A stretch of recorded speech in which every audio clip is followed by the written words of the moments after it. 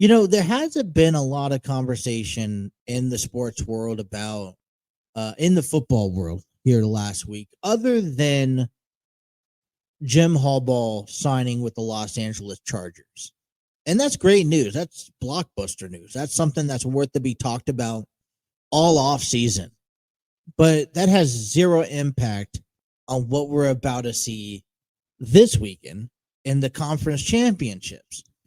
You got Detroit and San Francisco. We got Kansas City and Baltimore.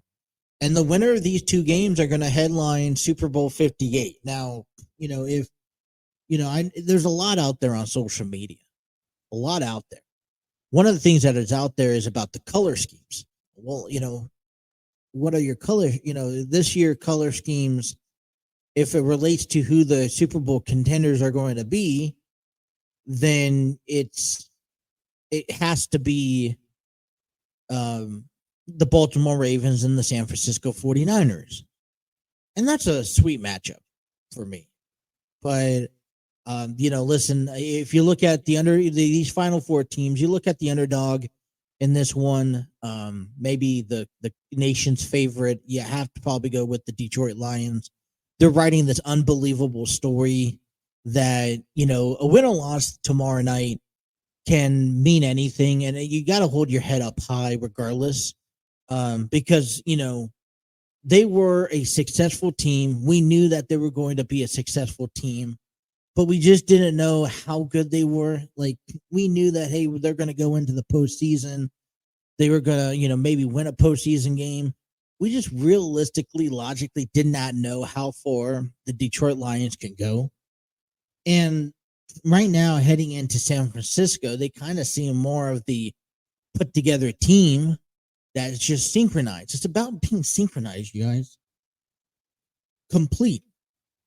And, and this definitely, the NFC Championship game is going to be a difficult game to determine. And I like both of them. You have the nation's team that everyone's kind of low-key rooting for, although they don't want to be the ones to admit it, because if they don't win, they're like, oh, well, I never rooted for them. The Niners all the way, baby. No. The 49ers on this hand, though, they've been here. I think they have, not looking too far ahead, but they're giving themselves a perfect opportunity. You take care of go take care of the Lions and then head on over to the Super Bowl, and you're going to have a chance, either team you're facing, to kind of create a how do you want to call it, a revenge sinking moment, because the 49ers lost to the Chiefs years ago. The 49ers lost to the Ravens a little over a decade ago. And so either matchup, I got a chance as a Super Bowl redemption to win the Super Bowl. So I'm looking at this game and I'm just like, all right, who do I want to win? And I really don't care who wins, but I'm going to have to, if I had to choose one, I think San Francisco is probably better off. Yes, San Francisco looked sloppy last week, but you can't compare San Francisco to Detroit when you have Brock Purdy, who I know, listen, he's such a young quarterback, and I think a lot of people put high expectations on this kid. I mean, this is only his first full year, and you're expecting him to play flawlessly, but he's also pairing up against untouchable guys like Kittle and Deebo Samuel. And when you have those two punch combinations, it's just picking and choosing your battles to win and where. And maybe last week was a bit off. And if they make those same mistakes this week, I don't think San Francisco could hold up. But that's the luxury of the postseason. You can make changes. The biggest question heading into the NFC Championship game is the 49ers defense against Jared Goff. Now, Jared Goff has been there. He's done that. He's played in the Super Bowl before. This is nothing new to him. He's also riding on the coattail of this kind of too good to be true dream catch scenario. And so,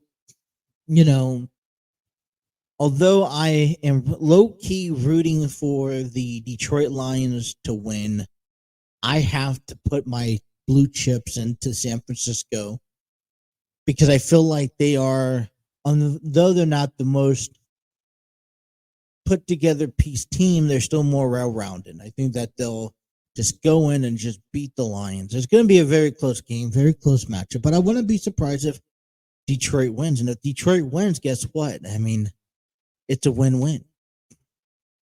Now, next, the other side of the NFL, we see the AFC Championship, Kansas City Chiefs and the Baltimore Ravens. This one's a bit harder on me. As a Cincinnati Bengals fan, I don't want to see either team go into the Super Bowl, nonetheless win the Super Bowl.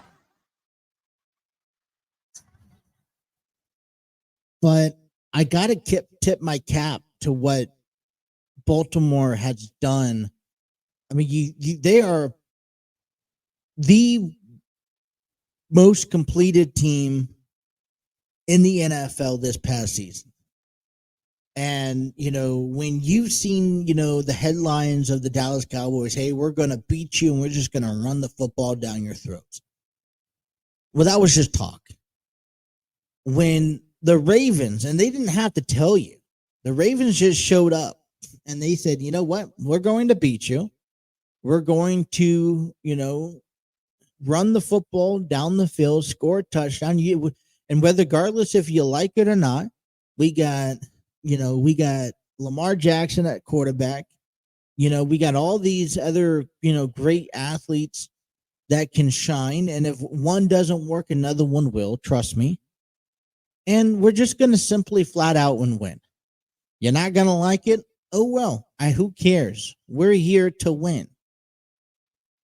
And I feel like that's just a mindset.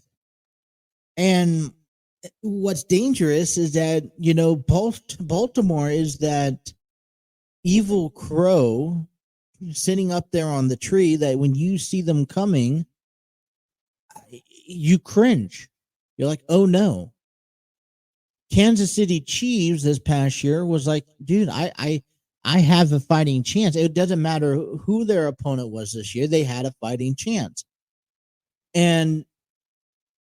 But Baltimore, you almost gave up before you got to the stadium because it's the Ravens, for heaven's sake. Surprised they didn't go 17-0. No, Lamar Jackson has a lot to prove this year. I think they're just continuing. I mean, I don't think you get any better than this, in my opinion. I mean, this was, I will argue left and right to say that this was this Ravens team is better than the Chiefs teams combined. I see Baltimore kind of going to the Super Bowl. I'm a fan favorite of Baltimore for some reason, and 49ers to head back to the Super Bowl. And I would, if that's the case, I'm going 49. I think I'm going to 49ers if they win tomorrow. I'm going NFC if they win tomorrow. I think the only way I would go AFC for the Super Bowl is if Baltimore would win and they go on to face Detroit. So, I mean, this is great conversation. There just hasn't been a lot of conversation about it. Coming back from because we got to take a break, but coming back, like I said, it's a dangerous. We're watching Cleveland, Pittsburgh, Baltimore have postseason success. We've seen how dangerous Baltimore could be, in this year, and I don't think it's a one and done, right? Maybe for one of the three teams, but not for Baltimore.